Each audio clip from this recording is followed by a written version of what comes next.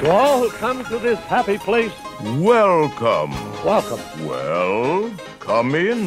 Let's put on the show. Your cadaverous pallor Aloha. betrays an aura of foreboding. Hang on to them hats and glasses. And now, ladies and gentlemen, Remain seated, please. Permanecer sentados, por favor.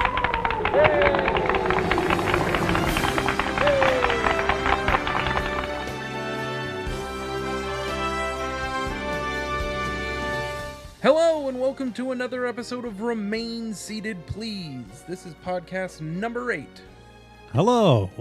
Tokyo DisneySEA. Yes, part 2 of our special Tokyo episode. On this episode of the podcast, Robert will be holding the map to Tokyo DisneySEA. I am the map holder. He will take us on a journey through the park, and I will do my best to remember what I can from 4 months ago. So I'm holding the map, and we are going to start with Mediterranean Harbor. I believe that's the entrance to the park. Is that where the big globe is on the map? That's called DisneySEA Plaza. Okay, that's the entrance plaza. And from there, if you make a left, you go through a tunnel. It's kind of a really big reveal. You see the globe when you come in. Everybody's running past it. You're walking what is essentially underneath a hotel. They have a hotel that jettisons out into the park. And as you walk underneath this hotel through this sort of tunnel walkway area, Mount Prometheus is revealed to you, and that is the centerpiece to this huge park. And it's sort of like seeing World Showcase for the first time. It's just, you can see the entire park from there. And this is where the park gets the reputation of one of the most beautiful Disney parks, is there's detail in places that don't matter. There's ships in a dock, and there's no attraction over, 50 feet away from where anybody can stand. Well, those little details make Disney Disney. Yeah, but this park is something special. So yeah, you see Mount Prometheus, and then to your left, you have the option to go to what is sort of like the Hollywood backlot area of California Adventure. But it's a New York area, right? Yeah, but it sort of felt like and reminded me of that area, that Hollywood backlot area. Well, since I don't know this park very well, and since I've never been there, why don't you tell me what the first attraction you did was, and we'll start there. We ran straight to Tower to get fast passes. Talk about Tower of Terror. It's in the American waterfront. Yep.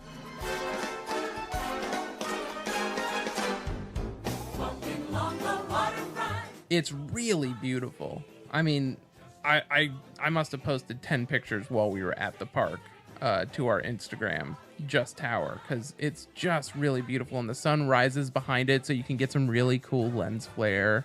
We should also begin with saying that this is the only Tower of Terror that is not Twilight Zone themed. Yeah, it's interesting because not until the third time that we wrote it did they give me a piece of paper that explained the story. Did you get the story beforehand? Yeah, it was fairly clear. Yeah. Take us through the ride.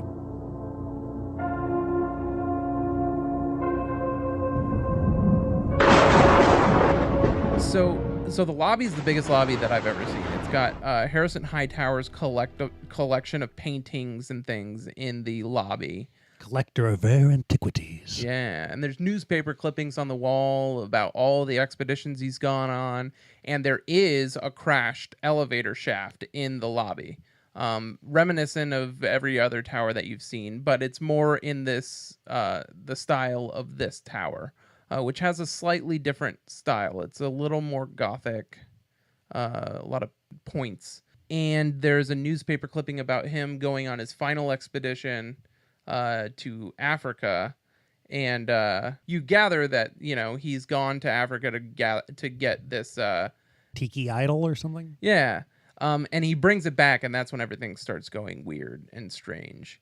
The first thing you do is you're led into a study area that's kind of like his office, and the cast member cranks an old record player, and it starts to play, and when it starts to play, the lights dim, and the stained glass window behind his desk, which has all these amazing little details. You know that Indiana Jones, when you can see his office behind the, it's like that times 10. It's just a huge version of that.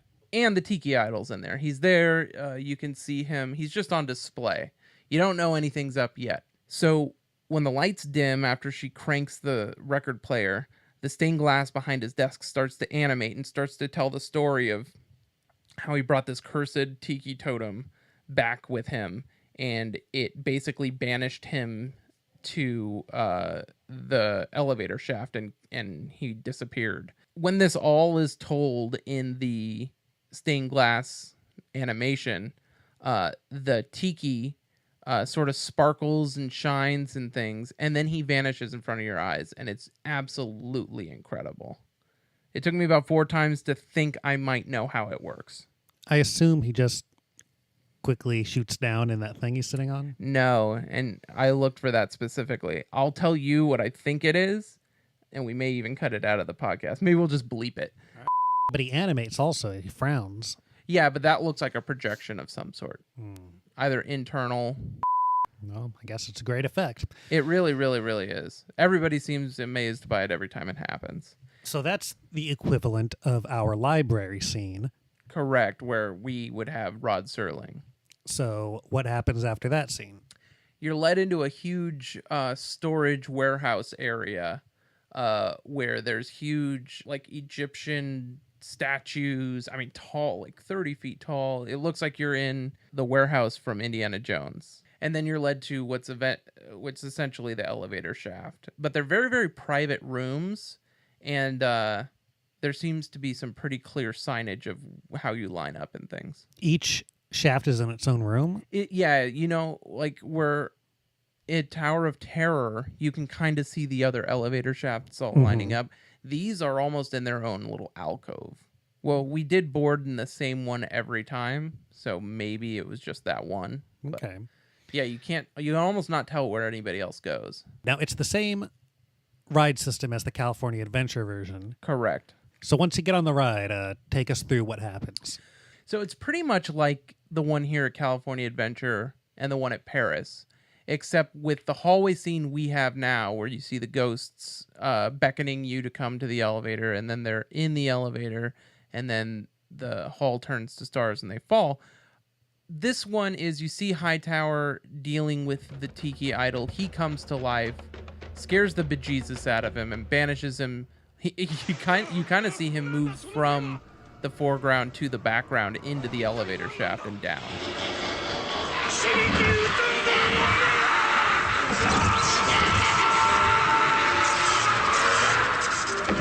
Tiki idol turns to you. You realize that you're next. You go up, and then it's a mirror scene. And it's pretty much the same, except there's a couch underneath it, and it seems like a little more shallow. But after you disappear, the Tiki idol shows up again, and sort of is the catalyst to you falling. And then the fall pattern almost is exactly the same as ours. So it sounds pretty similar, except their two scenes are reversed. Yeah. And the effect of Harrison Hightower, it's pretty much the same effect as the ghosts, right? The technology's a little bit better in places. Details were a little bit more fleshed out. Did you love the ride? I did. Is it the best of all Tower of Terrors? No.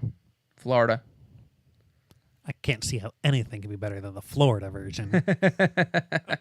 But it was a lot of fun, and it was really good. It was really fun to see something almost completely different than I'd seen. Well, that's good. Yeah. One thing I don't get is it's the Hightower Hotel, but why does he live in a hotel? Yeah.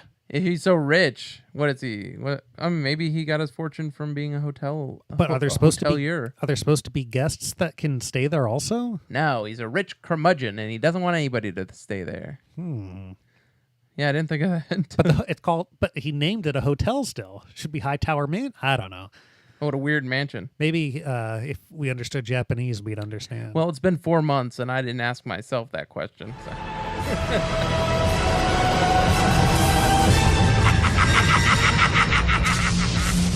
Also in the American waterfront, we have Toy Story Toy Story Mania, which I assume you skipped. Yeah, we skipped it. I Googled it, and according to Google, it was almost exactly the same. and I'm not a huge fan here, so I didn't need to wait in that line. So I see the only other attractions that you did in this area was the DisneySEA Electric Railway. And that was a lot of fun. It was kind of bumpier than I thought it should have been. What type of ride is it? It's just a tram ride to get you from the American waterfront to what's it called over by those boats? Port Discovery. Port Discovery, yeah. So it pretty much just takes you between those two areas. Now, I see they also have Turtle Talk, which you did not do. No, we didn't, but it could have been fun if they if we did it. But it is down below the Queen Mary, which there is called the Columbia, but it's modeled after the Queen Mary in Long Beach. Oh. Do you know why it's modeled after the Queen Mary in Long Beach? Why is that? The Walt Disney Company had a big stake in that land, but it was leased land. And the original plans for Tokyo DisneySEA were to be a park there in Long Beach. And Disney didn't want to risk building a park on leased land that they did not own. So they shelved the project, built California Adventure instead, because they could build it on the existing parking lot of Disneyland. And Tokyo Disneyland was doing so well that they said, hey, we'll build that park. And they did, and thank God they built it because it was incredibly well done. The only other attraction I see in that area, the American waterfront, is the DisneySEA Transit steamer line, which you say goes around the whole park. Yeah, that's the one that you could take a grand circle tour of. A train or a boat? It's a boat. So the DisneySEA Transit steamer line, there's actually two lines that you can take. One takes a grand circle tour like the Disneyland Railroad, and the other one actually makes stops through the park, but you have to get off. It is stop to stop. You have to get off, and then they load up the next. We will head to the next section of the park called Port Discovery.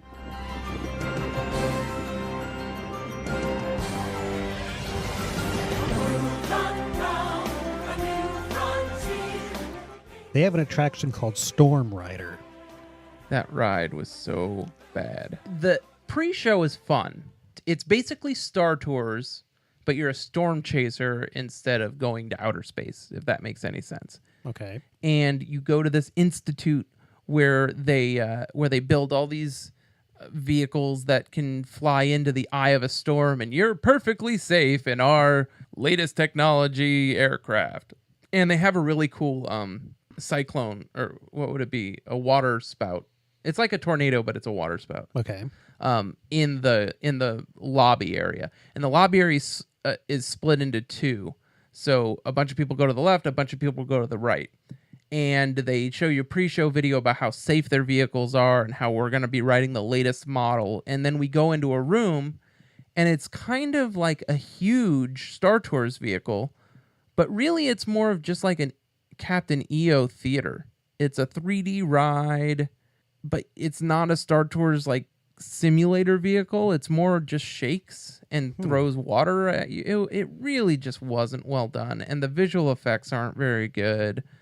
Well, then we'll move on. Yeah, it's passable. I mean, that's it. And sure enough, you weren't that safe, and things go awry, and Also in Port Discovery, we have Aquatopia. Aquatopia was just them showing off the trackless ride system. It's nothing special. Isn't it on water? It is, but you can see that the water is actually only about 2 inches deep, and there's actually just a floor that the boat rides on. But it is randomized. It seems to be built into sections. So I don't know how many sections there are. Let's say there's 6. So there might be 3 versions of each section. So if you take, path 2 in section 1, at the end of that, you end up, I think, in the same place that you would any other path. And then you end up in one of 3 other sections. So you almost always are going to take a different ride, but it doesn't do anything impressive other than a great piece of technology. All right, that's it for Port Discovery. Yeah, it sort of reminded me of Discoveryland in Paris. The architecture styles and the way that they sort of did the like designs. steampunk. Yeah, it's kind of a steampunky type area. Then let's move on to the Lost River Delta.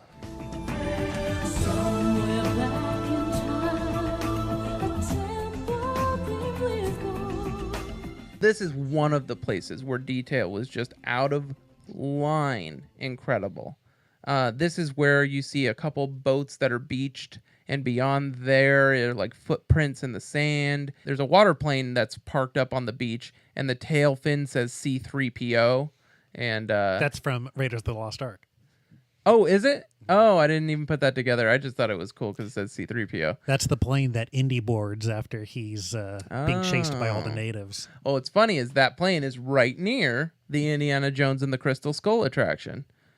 Which is similar to the Disneyland version. It's right? very similar, but their queue is so much better. Really? It's so incredible, Robert. It's got a really huge excavated room. It looks, it's ginormous. Well, let's start talking about this ride. Sure. First of all, explain the exterior of the ride.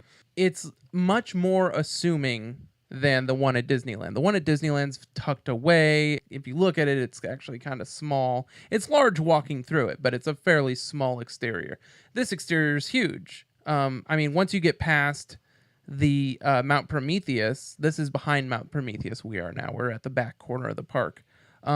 It's the largest thing that you can see.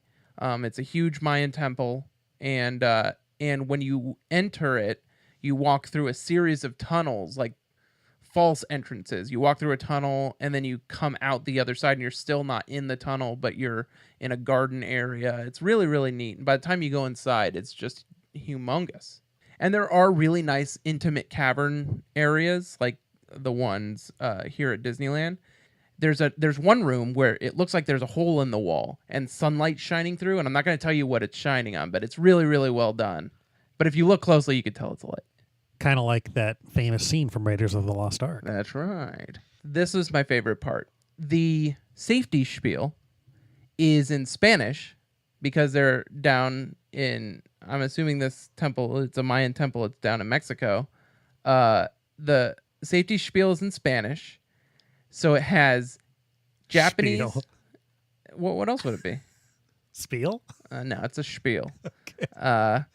The safety spiel is subtitled in Japanese, Chinese, and English. There's so much text on the screen, it's insane.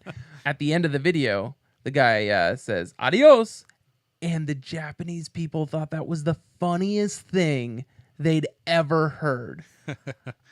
It's a good ride, but it's almost exactly, once you're on it, it's pretty much the same, but the big scene, it's a different carving.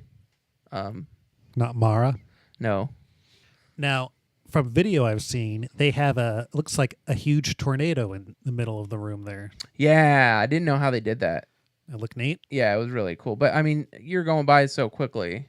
I only noticed it like out of the corner of my eye as we were coming underneath the bridge and leaving the room. But it was really, really cool. It was. I think it's made of fire, but I don't know how they do it. And then another thing that I've noticed from watching videos is they don't have that horrible effect of the rats on the branch, but they have a smoke ring that shoots at you.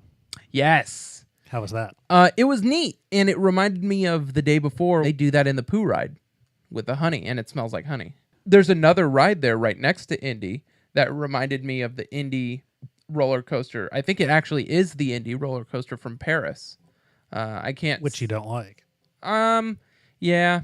And that one's called Raging Spirits. Yeah. Is it Indiana Jones themed at all? It almost felt exactly like the Indy ride from Paris. Would you say this Indy ride is better than the one at Disneyland? No, but the queue is better. When you think about our large excavation room, it's tiny. You could fit 5-6 of those in the large room in Tokyo. And there's great, you would have loved it. It's like almost going through a Pirates of the Caribbean walkthrough because there's skeletons hanging around the room all over the place. It does sound Full great. skeletons, not just skulls. So that's the Lost River Delta. Yeah. Let's head over to Mermaid Lagoon. Standing on the deck at midnight, thinking I was all alone. There's nothing like it in any Disney park that I've been to yet. You walk inside, and it's gigantic. It's a theme park inside, and it's all under the sea themed. You know what it looks like? It's all Little Mermaid themed, right? Sorry, yeah. But I mean, Under the Sea from the Little Mermaid attraction we have, and they just opened at Walt Disney World last year. It's like you're walking through that scene. It's that detailed. So the exterior of it kind of looks like You can see Eric's King Triton's castle, right. And you know what it reminds me of? The new Dumbo interactive queue at Walt Disney World. I didn't walk through that actually. Oh, it's so cool. But on a much larger scale, and there's a Cirque type show in there. So they have Jumpin' Jellyfish from California Adventure. They have a lot of rides that are Carnival type rides. Yeah, like those prepackaged, not super Disney themed rides. It's for kids. It's a place for parents to rest, kids to go play. But there's a great Cirque type show. What was interesting is Ariel's played by an American, which I guess makes sense. But it's so cool. I mean, if you think about these Americans that get to go out there and work at the parks and do this Cirque type show, the entire show takes place above the audience. It's all completely wire work.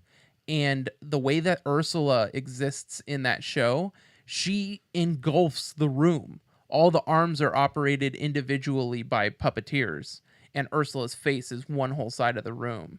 It's really, really cool.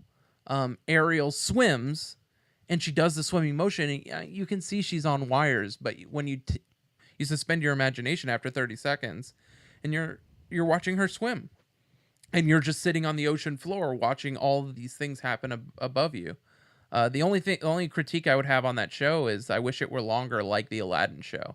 It seems like there's a big plot hole. She never sells her voice to Ursula. She never goes to meet Eric, yet she's in love with Eric, which is why she goes to Ursula. There's a lot missing from the story, but spectacle is great. What about Flounder's Flying Fish Coaster? Any good? It's Gadget's Go Coaster. Okay. So all the rides are pretty basic in there? Yeah. Well, Flounder's coaster is outside. All right. Let's head to the Arabian coast. Marching onward, following our dream of a land in the sand. This was a really cool part of the park where there were a lot of places just to walk around and get lost in. It was very detailed. Yeah. Now, they have an attraction there, which I am dying to see, called Sinbad's Storybook Voyage. Tell me about that. I had never heard of it before we'd gone to the parks. And I was reading, you'll notice on the map we have some stuff crossed out, the stuff that we pulled off, or we did, and the stuff we weren't going to do and all that. And I kept reading the blurb on it, and I was like, this sounds so cool. But the fact that I've never heard of it is gotta be bad. Read the blurb. Set sail for adventure with Sinbad. Follow the compass of your heart to find the greatest treasure. Presented by Nippon Express Company, Ltd. It's a mixture of the Three Caballeros ride at Epcot and Small World. Imagine Small World with Pirates of the Caribbean level animatronics. Oh. They're more cartoony than that, but they're not as rigid as the Mary Blair design. They're like Small World type characters, just with great animation. But not just animation, the texture to them. It looks like you're looking at Pixar characters. Oh. But better than any Pixar ride you've been on because they're that small. I don't know. It's so cool. There's a huge monster in there that you would love. And it's a boat ride, right? It's a boat ride. It's so cool. And the song is so good. Alan Menken did the song for it.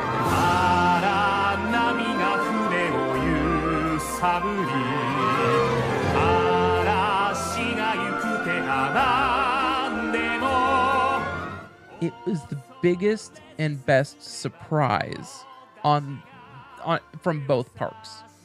Between that at DisneySEA and Pooh at Disneyland, the happiest accidents and the best experiences. Describe the ride. What's the story? Well, you go on a bunch of different adventures with Sinbad. So they're setting up. The greatest part about riding a ride you've never been on is you don't know where you are in the story. So I thought I was just going through a bunch of tales with Sinbad, but you realize that after 5 minutes, they're really just setting him up as a character. Then a town comes to him and says, oh, they've locked away our... I don't know, it's weird. They locked away the big ogre that lives outside town.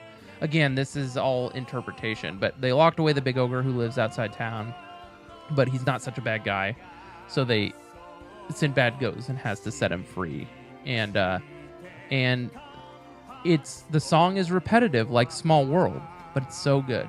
It's really well done. So I'd say it's probably a 15-minute ride. Jeez, boy, I'd love to see that. I knew you would love this ride. All right. So Sinbad's the only ride you did at the Arabian coast, but you say it's a great land full of detail to walk through. Yeah, I really like the easternmost side of it is mostly just shops and what you would, kind of what Agrabah looked like in Aladdin. Let's move on to the Mediterranean harbor.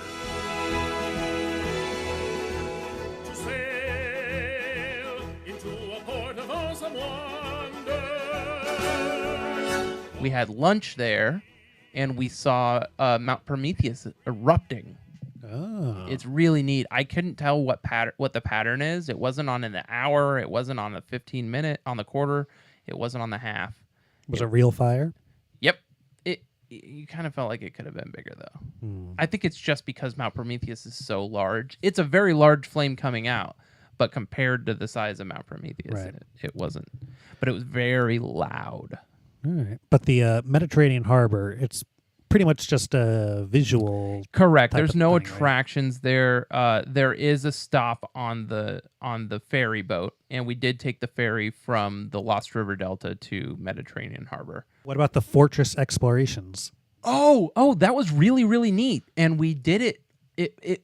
We missed a lot of the activities. It's kind of like the Redwood Creek Challenge Trail at California Adventure.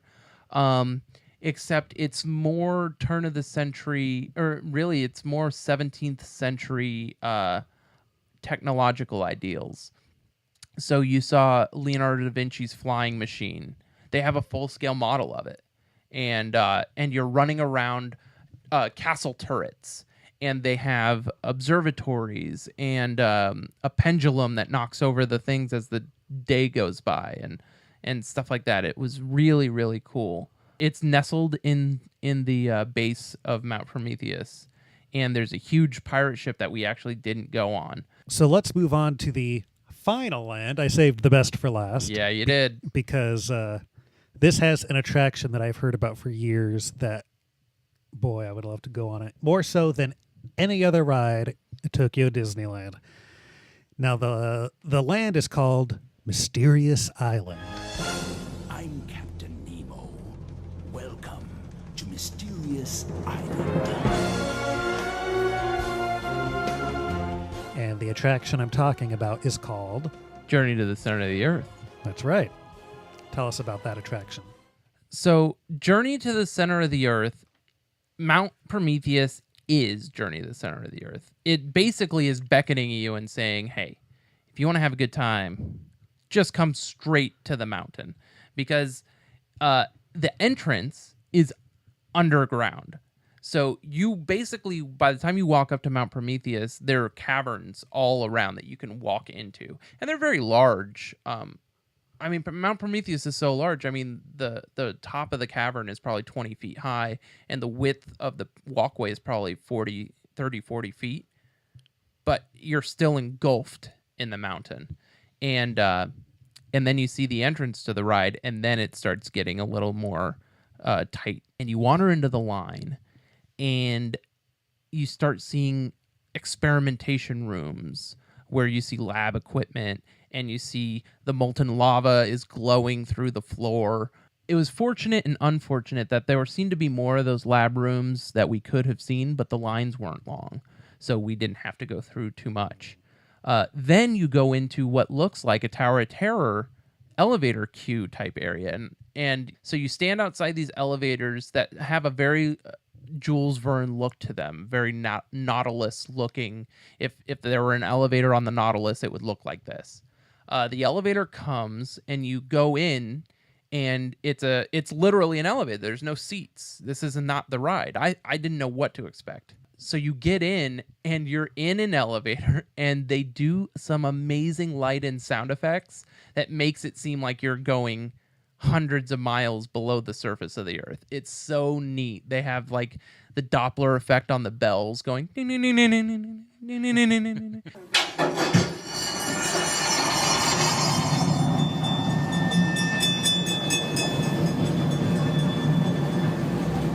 the lighting effects that go. It's so cool. And then you get out, and now you're in what looks like a boiler room. It's very Tower of Terror, but if Tower of Terror took place inside a mountain. Now, were you actually going down another level, or you do go down another level because you come out the same door you went in, but I think you just go down probably 10 feet. But once you get down there, it's kind of like Tower of Terror meets Indiana Jones. You're waiting for your vehicle that kind of looks like a Mohawk / drill bit / Indiana Jones ride vehicle. It's a fairly short line from there, and you get into your vehicle. It seats 3 rows of 2, and it's open on either side, and it's open at the top too. But it's sort of like a roll cage, so there is a top to it. But it's very, very open. You can see a lot. But you sort of get worried because you can't really see in front of you. The seats are the seats are low, which means the back in front of you is really high. But everything you need to see is really on the sides of you. Most importantly, the right side. And Robert, you would go nuts for this ride because of how much you love Disney caverns and Disney caves. Because that's the entire ride. It's so well lit. There is a whole crystalline city, and it's a huge. It's almost like the Calico Mine ride, if they built the Calico Mine ride today. Now, there's lots of neat lighting effects I saw also, right? Lighting effects, fire effects. Is there like a dragon or something? It's not a dragon. It's a huge, huge monster. I mean, this is King Kong at Universal when he was still there, animatronic size. He's huge. Is that the only animatronic on the ride? Yeah. No. There's other ones. There are the Middle Earth people, whatever they would be called. But he is wreaking havoc down there. Now this is a pretty fast ride, right? Yeah, well, it's a dark ride up until that point, and then you take off because they're like, get him out of there. It's not in English, but you would assume that, it's let's get out of here type of thing. So, I mean, you really only see the animatronic for maybe 5 seconds before you really take off and get out of there. Right. And then it's sort of like Radiator Springs Racers. And then you go outside also. Yeah, correct. And at that point, so you work your way up out of the mountain, and then you do a huge arc that you sort of feel weightless as you go down, and then it's kind of like Radiator Springs Racers. Yeah, sure sounds great. We knew it was something special, but we had no idea what to expect, and it delivered. You know what's interesting about Mysterious Island is it's actually around the middle of Mysterious Island is water. It's an island. But not really. Well, what do you mean? Mysterious Island is basically everything inside Mount Prometheus's perimeter. So once you approach Mount Prometheus... Oh, inside the actual mountain there's water. Correct. So it's almost like, Mount Prometheus, everything to the right of Mount Prometheus is almost like a crater, and at the bottom of the crater is water. The middle is water, then there's land, that's Mount Prometheus, then there's water surrounding Mount Prometheus, then there's more land, and then there's even water around that because DisneySEA is on a harbor. In the middle of Mysterious Island is the Nautilus, which I think you can go into. We did not. But I think it's just a walkthrough attraction like they have in Paris. We also had a gyoza dog there. Well, before we get to that, you did do 20,000 Leagues Under the Sea. I did. And I thought to myself, I had almost missed it on the map. I said that there's Journey to the Center of the Earth, and that's pretty much it. But there was this whole other ride called 20,000 Leagues Under the Sea that's sort of like the submarine voyage with a different ride vehicle and a really creepy, weird story. Imagine, if you will, a submarine that sits only 4 two of you share a port window and a joystick, and you can control the lamp that's outside your vehicle. So you're not sitting back to back. It's a much larger vehicle. It's much less claustrophobic than the submarine ride. And you get to control your own light and shine the light on whatever you want in the scenes. Well, where does it go? Because that water. It's all underneath Mysterious Island, so you're never exterior. Are you actually so moving? It's all pitch black. Yeah, it's a Omnimover type ride. It's really neat. It's an Omnimover, but think Omnimover in terms of Peter Pan, where you're hanging from the top because you're underwater the whole time. Does that make sense? What do you see? It's a trip. You see these like mermaid water type people. Animatronics? Yeah. Not super. They don't move a whole lot, but they're there just sort of waving at you, and you see them, and you see their treasure, and you see all these things. I was sort of bummed because there was a narrator through the whole thing, and unfortunately, the story wasn't exactly clear without knowing anything. So, but it was a lot of fun, and there were some cool things to see. It was very dark. Really, really cool ride. That sounds neat. Now that we've gone through all the attractions and all the lands, Yeah. you say Journey to the Center of the Earth is your favorite attraction. Yeah. What's your favorite part of the park, your favorite land? I think it's going to be the Mediterranean waterfront. The American waterfront? No, sorry, the Mediterranean harbor. There's something about it, and I think it was because the legitimacy of the structures there. They didn't build big structures to look like the Mediterranean to build a big structure. It was the hotel, and you could see people there. So it's something very cool. Nope, I know what my favorite part of the park was, and we didn't even bring it up. I think it's part of Mediterranean Harbor, but it's separate from everything. It is the Court of Angels of the Mediterranean Harbor. It's where you get on the gondolas. There's gondolas that go through the large harbor where Phantasmic actually takes place. During the day, the gondolas go out there. And where you get on the gondolas is a very quiet, hidden part of the park. If we didn't wander over there, we would have completely missed that part of the park. So that was it. And it's also nice. We got there right at dusk. So the sun was setting behind Mount Prometheus. It was very red in the sky. And we had dinner on the Columbia, and that was really nice. The Columbia ship? Yeah. And then there's the Teddy Roosevelt Lounge, which is basically like Carthay Circle. Tell us about what you ate there. It's a steakhouse. The Columbia has three distinct levels to it, not including the lobby where you make a reservation. So when we first got to the park, I knew I wanted to eat there because I read, people from Mouseweight that went to Tokyo Disneyland and were talking about, I ate at the Columbia. It was a big deal. So I said, okay, we didn't make reservations in advance, but this is the Be Our Guest of Tokyo DisneySEA, The first floor is dinner reservation. It's just the lobby. Below that is Turtle Talk, I believe. There may be more down there, but we didn't go down there. Above the lobby of the SS Columbia is the Teddy Roosevelt Lounge. And that's basically Carthay Circle Lounge on a boat. On a stationary boat, but on a boat. So this is all in the replica of the Queen Mary, right? Correct. I go to the end of the bar, and it opens up to a huge room that almost looks like the big bar. No, what does it look like? It looks like Teddy Roosevelt, what you would think Teddy Roosevelt's living room would look like in a cabin. I mean, there's like muskets on the wall and pictures of his dog and a wood-burning fireplace and dark leather seats and couches and stuff. It's so neat in there, so we went and hung out in the lounge for a little bit. And then on the third deck is the restaurant. And I will say I was taken aback at how light it was in there. It almost seemed like they had fluorescent lights on. So to me, it sort of took away from what I was expecting. I was expecting the Teddy Roosevelt Lounge. I was expecting dark woods and leather seats and stuff, kind of like the Carthay Circle restaurant. And it wasn't. It was, imagine you were eating at the Carthay Circle restaurant with stark white walls and fluorescence. So you didn't like the look of it that much. I didn't. But then I was thinking White Star Liner, like, Did you feel like Jack Dawson? I did. A real man makes his own luck. Yeah, we should have gone to Turtle Talk and danced down below. But yeah, the food was good. What did you have? I had a steak. Not a lamb chop?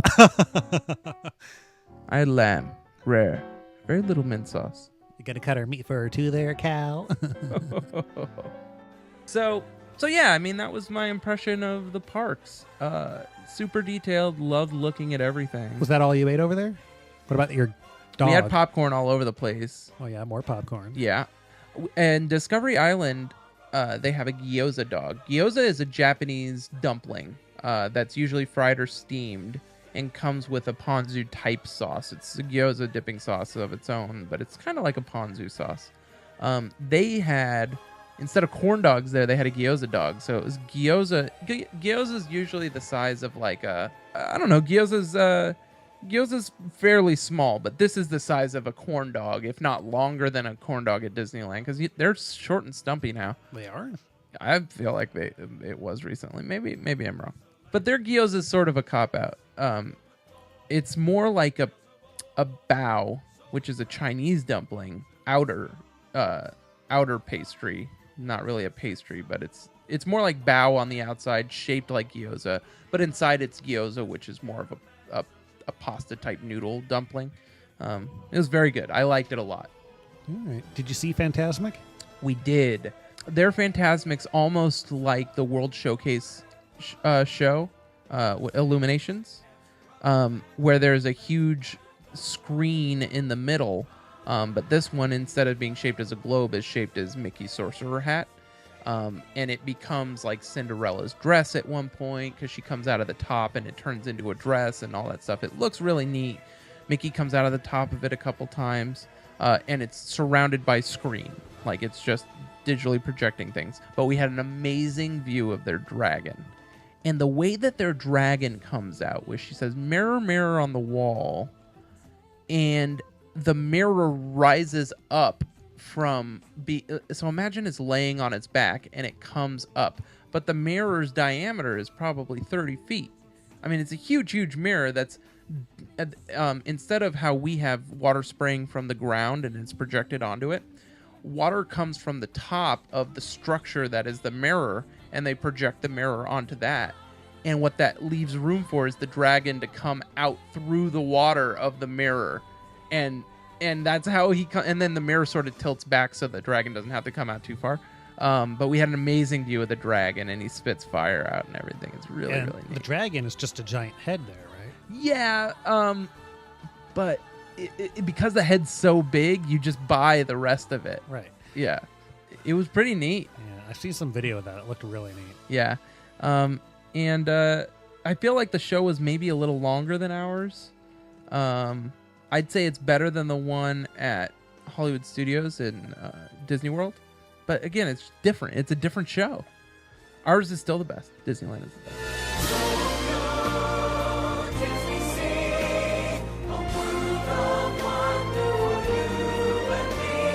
Any last thoughts on Tokyo DisneySEA? Fireworks got canceled for us again. Terrific. There it is. Dude, go to Tokyo DisneySEA. Tokyo Disneyland is cool, but Tokyo DisneySEA is where it's at.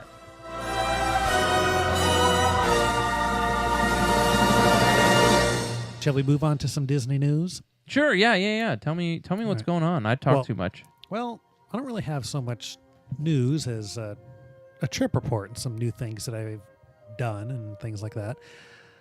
I know you've done it before, but for the first time, I captained the Mark Twain. Oh, how was that? It was incredible. I did it at nighttime. How did you finagle that? You just asked? Yeah, just asked. It's so great going on the Mark Twain at night.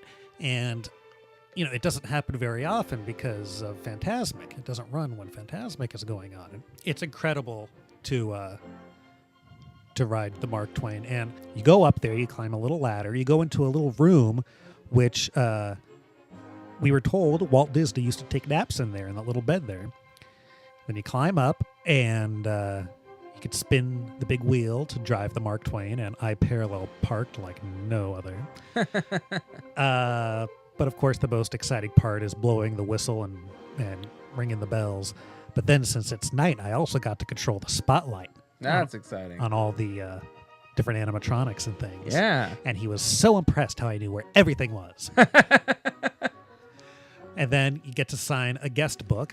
And I wrote, "Here I am in a New Orleans of a century ago. Like Irene Dunn, I christen the Mark Twain." How did you write that accent in there? I didn't do the accent. Oh. But yes, I did that. Then afterward, to get a little certificate signed by Walt Disney, he's saying, you did a job well done as being the captain. Very good. It was an incredible experience, and I recommend it for everyone. And actually, before we took off, our trip was right after the fireworks. And do they run during the fireworks? They do not run during the fireworks, okay. But you have an option to watch the fireworks from the Mark Twain.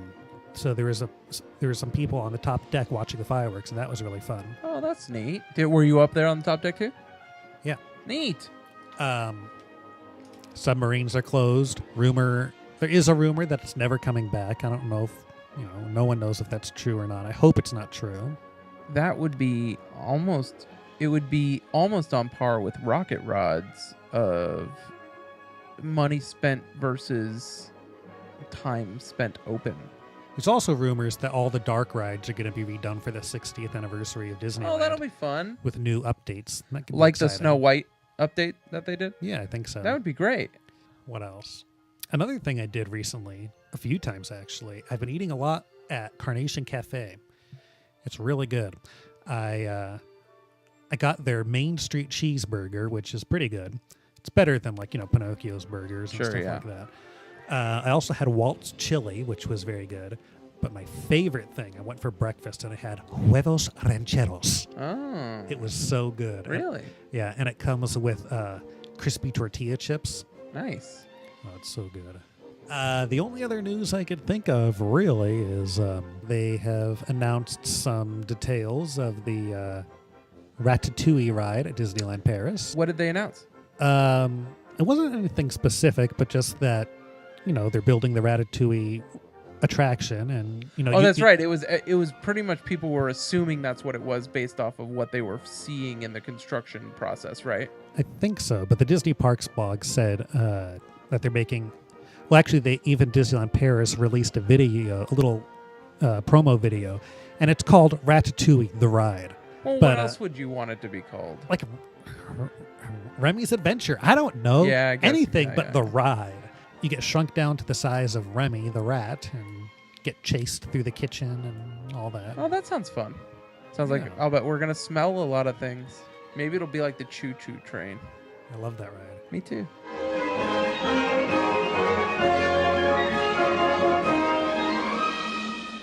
So there it is. Podcast 8. We talked about Tokyo. We talked about Disneyland. We did. Again, we're on Facebook. Remain Seated, please. We're on Twitter. Remain Seated Pulse. We're on Instagram. Remain Seated, please. So visit us. Follow us. Like us.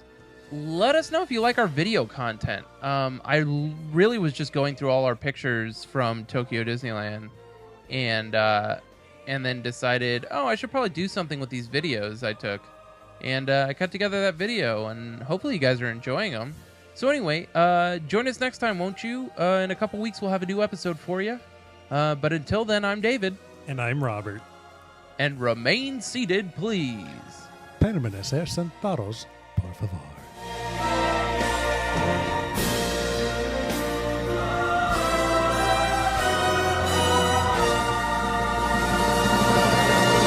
I watched King Kong vs. Godzilla recently, too. Well, folks, this concludes our show. There. That wasn't so bad.